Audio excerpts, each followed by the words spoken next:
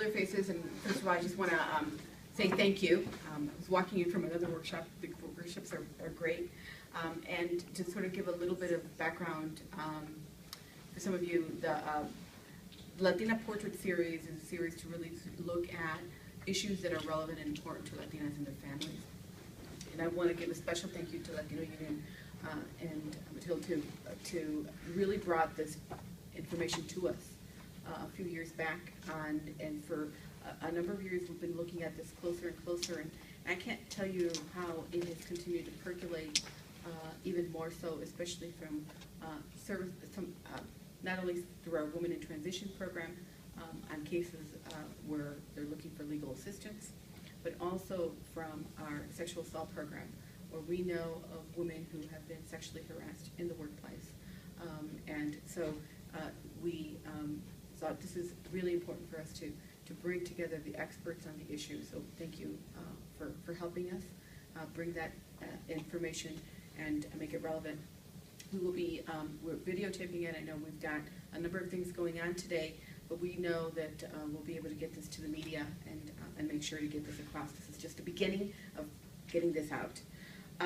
So this is really the 9th Latina Portrait study that we've done, and as I mentioned, it's on domestic workers.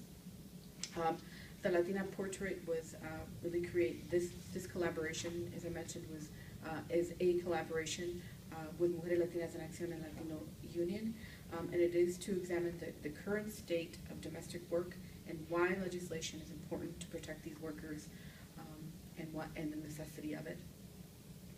So who are domestic workers?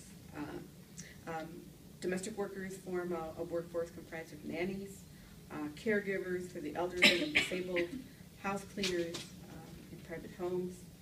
Throughout the history, African Americans and European immigrants have been domestic workers. In the past few decades, domestic work has shifted mostly to immigrant women, including Latinas. Latina domestic workers currently, 17% of nannies and 52% are house cleaners in the U.S. are Latinas. And Latina domestic workers come from a variety of backgrounds. Some are born in the U.S., others have immigrated to the U.S. These women come from many different countries, Central America, Mexico, and South America. Women immigrate to the U.S. for many reasons, as we know. Many of them are fleeing violence in their home country because of lack of opportunities to work and education at home, and to provide remittances to families back in their home country. Because it is easier to find a job without documents and English fluency, as well as not necessarily higher education being needed. Undocumented and immigrant Latinas come from throughout Latin America, as we know, and they have varied educational backgrounds, and many just might not necessarily have the familiarity or know the U.S. laws and the legal system. We know that undocumented workers are many times confronted with challenges, including lower wages, increased risk of injuries, fear of losing jobs, and general exploitation. These workers can experience mistreatment and coercion at work because of that immigration status. We also know that undocumented domestic workers, more than any other group surveyed, are injured while working or continue working while still in pain for fear of losing their jobs. 74% of undocumented workers reported being injured while working, and 77% worked while debilitated by either an illness, injury, or pain. Workers are made to feel by their employers, we saw in the report, and that they should be grateful for employment, and that they should not report health hazards or abuse. Specifically in the area of sexual abuse, we've seen at Mujeres, as I mentioned, many survivors of sexual assault, and for women dealing with trauma, it can be a long process. Specifically for domestic workers who are in isolated situations, finding counseling services can be very difficult. So we're very grateful to the women who did make it to Mujeres, but we know there are many more, and we look forward to the partnerships with Latino Union and the domestic workers to make sure we can get more information out. So we also know that domestic workers do face sexual harassment, sexual assault, and workplace violence. We know domestic workers are often secluded, as I mentioned,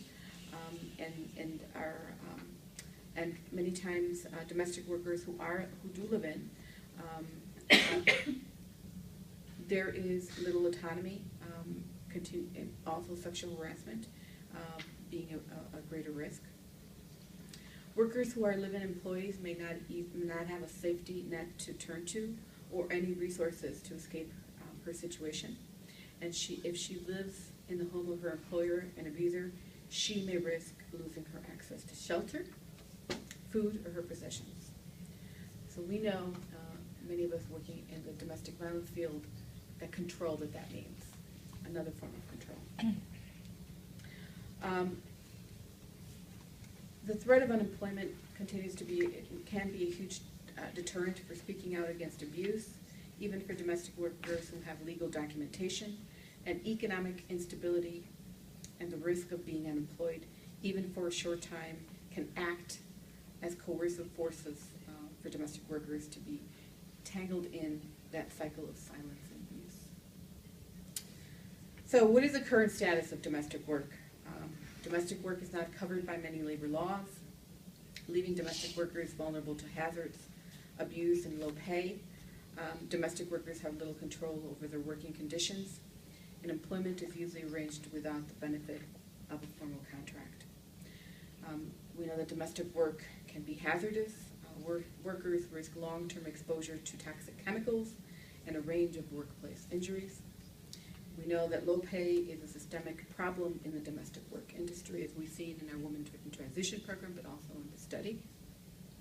23% of domestic workers are paid below state minimum wage.